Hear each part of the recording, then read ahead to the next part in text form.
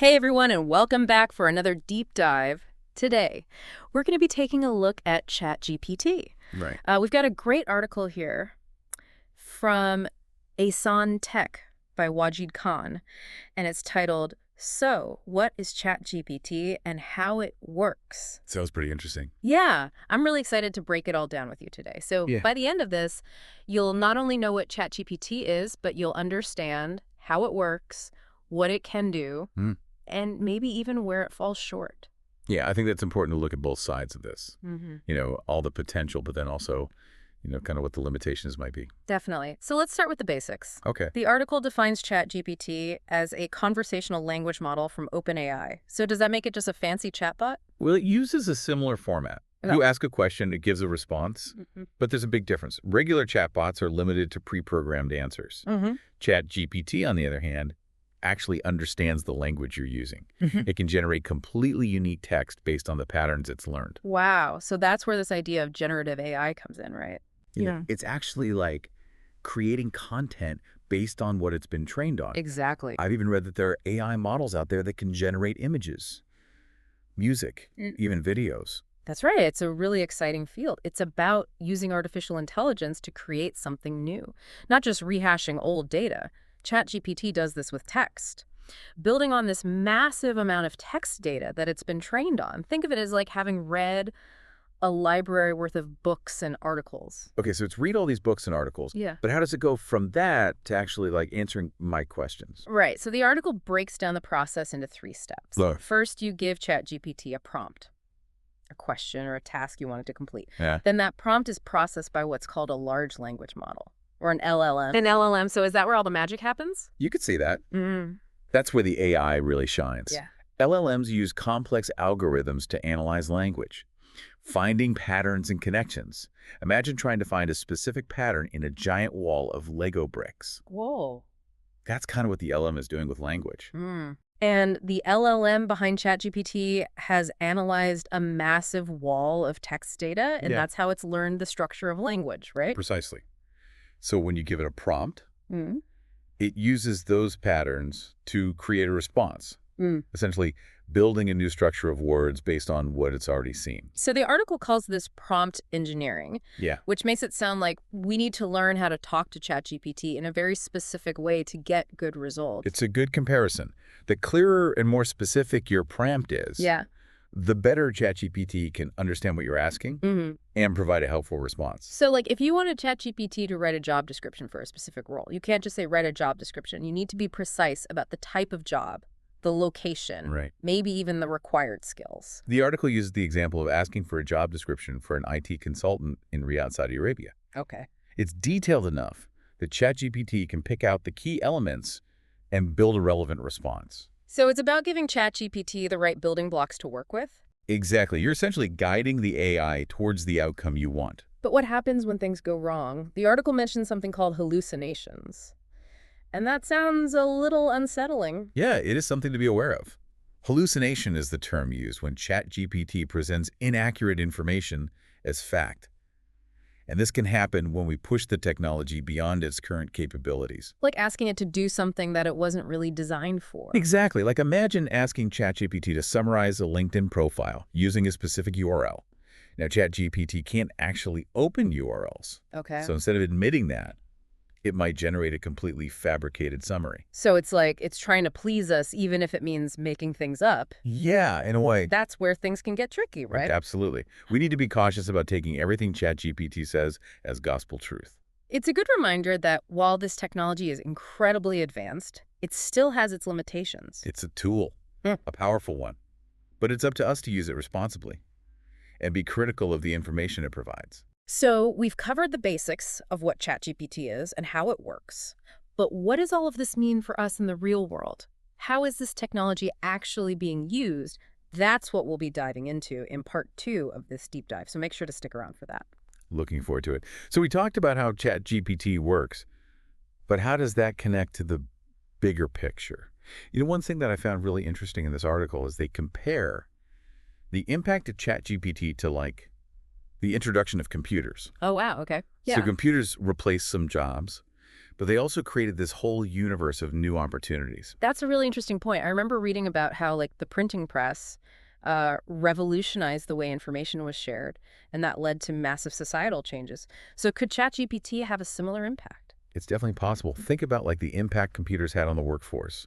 We saw the rise of software developers, Hmm. data analysts, digital marketers. Right. These jobs didn't even exist before. So if ChatGPT is the computer of the future, what new careers might we see emerging? That's what I'm curious about. Yeah. What doors might this technology open that we haven't even considered yet? Well, the article talks about how ChatGPT is already being used in fields like customer service, education, even creative writing. Okay. Wow. Imagine having access to personalized tutors that are powered by AI, or marketing campaigns that are crafted by an AI wordsmith. I can see how that would be incredibly useful, especially for businesses. But what about the impact on research? Could ChatGPT be used to, like, analyze data and help scientists make new discoveries? Absolutely. Yeah. Imagine researchers being able to use ChatGPT to analyze huge data sets, Mm. identify patterns, and really accelerate the pace of scientific discovery. Okay. This is what I'm talking about. It's like having an army of research assistants working around the clock, helping us unlock new knowledge. The potential is definitely there. The potential is mind-boggling. But what about the creative side of things? How is ChatGPT impacting, like, art, music, Great. writing? We're already seeing people use it to brainstorm ideas, Mm-hmm. overcome writer's block, Yeah. and even generate entire scripts Yeah. or musical compositions. So it's like having a creative partner who can offer suggestions. Yeah, and help you kind of push your boundaries. That sounds amazing. It's like having a built-in muse to help you tap into your creative potential. But of course, with any new technology, especially one this powerful, there are bound to be concerns. So what are some of the things we need to be thinking about as ChatGPT becomes more integrated into our lives? Well, one thing that comes to mind is the potential impact on the job market. As AI becomes more sophisticated, certain tasks that were previously done by humans may become automated. Right. So it's not just about ChatGPT getting smarter, it's also about us evolving alongside it, learning new skills, and finding ways to work collaboratively with this new technology. Exactly. It's about finding the balance between human creativity and artificial intelligence, figuring out how we can best leverage each other's strengths to create something truly remarkable. I like that. It's a partnership, not a replacement. And as with any partnership, there will be challenges and adjustments along the way.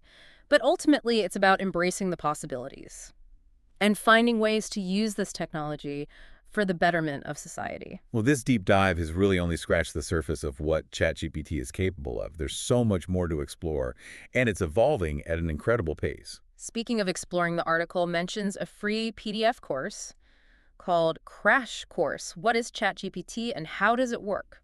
That sounds like a great resource for anyone who wants to go beyond the basics and really dive deep into the technical side of things. Yeah, it's a fantastic resource for anyone who wants to understand the inner workings of ChatGPT and explore its potential applications in more detail. So we've talked about the possibilities, but ChatGPT isn't perfect. Right. In part 3, we'll discuss some of the limitations of this technology and what those limitations might mean for its future.